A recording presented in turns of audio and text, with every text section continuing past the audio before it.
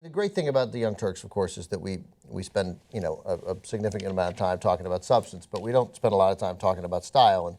And the race for president is at least 50-50, if not more, about style than substance. The substance of what they say now, as we learned from Obama, but that's been true for every president, is largely irrelevant.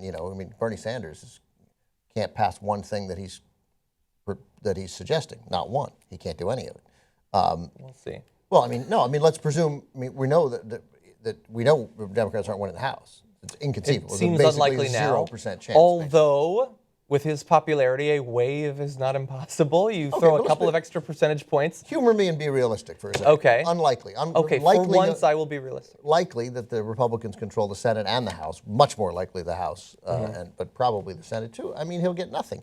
Now, that said, the leadership, we know what executive action can do, and merely a president talking about those things and negotiating from a different point of view, that matters. It matters a great deal. On style, Jeb Bush, for a guy who grew up in this political family and has a brother who had an oddly very effective style, has none. He doesn't even have a bad style. He is style free. He is uncomfortable in those situations. He doesn't have much charisma. A one-on-one interview with a reporter for the Turks or anybody is not going to make or break his presidency in any way. But I'm struck by his inability to take charge of that kind of conversation. Yeah, after not just a lifetime of being in the public eye and decades in public office, but he's months and months into a candidacy where he's been doing this every day, all day. But it's true of a lot of people, and I won't belabor this for long. But just being an effective politician, and there have been many who we've thought would make good presidential candidates, and then for whatever reason, it just doesn't happen. Or Rick Perry.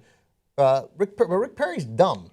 He is dumb, but I don't think that we knew how dumb until he was on the national stage. Pretty sure. Really? Yeah, he was dim.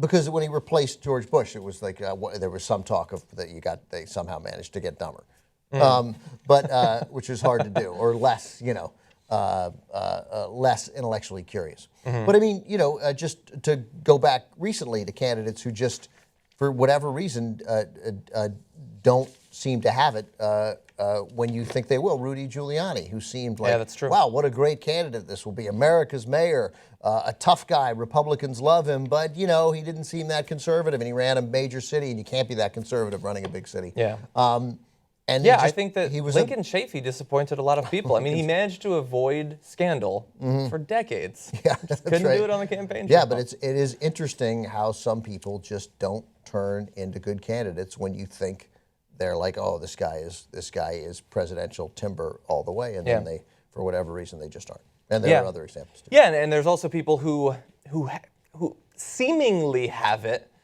but you can just immediately tell it's so hard to hide like a certain, not sleaziness necessarily, but I'm thinking of Martin O'Malley, who on a lot of the policies is quite progressive, and he seems like a reasonable guy, a smart guy, but when he communicates, there's a 5% inauthenticity.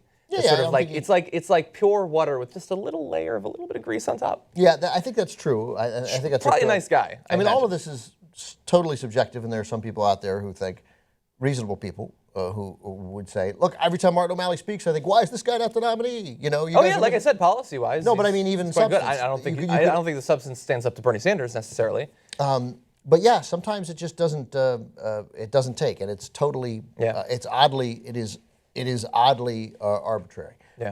But I think about very quickly, and then I'm actually done talking on this. But if O'Malley, let me put it this way: if the Democratic race this year did not have a giant heavyweight and then a very interesting challenger, right? But if that race had been the Republican race, where we looked at it and thought, wow, this is wide open. If there were a Jeb Bush who was thought to be the nominee and there were 15 candidates in there, I'm not 100% sure that Martin O'Malley wouldn't have done a lot better. It would be very different, yeah. Yeah, it would be different, and his thing might have worked. It didn't work in this scenario that he was in. Not yet. Yeah, I was immediately thinking, like, if not for Hillary, in a way, it seems like it'd be much easier for Bernie. But on the other hand, he stands in such stark contrast for many people to Hillary that her being in the race, in a way, almost helps him because he's so clearly different. But if it was no Hillary and instead you had Joe Biden and Webb and Lincoln Chafee, I wish I could see that race, but unfortunately that's not the way American politics works.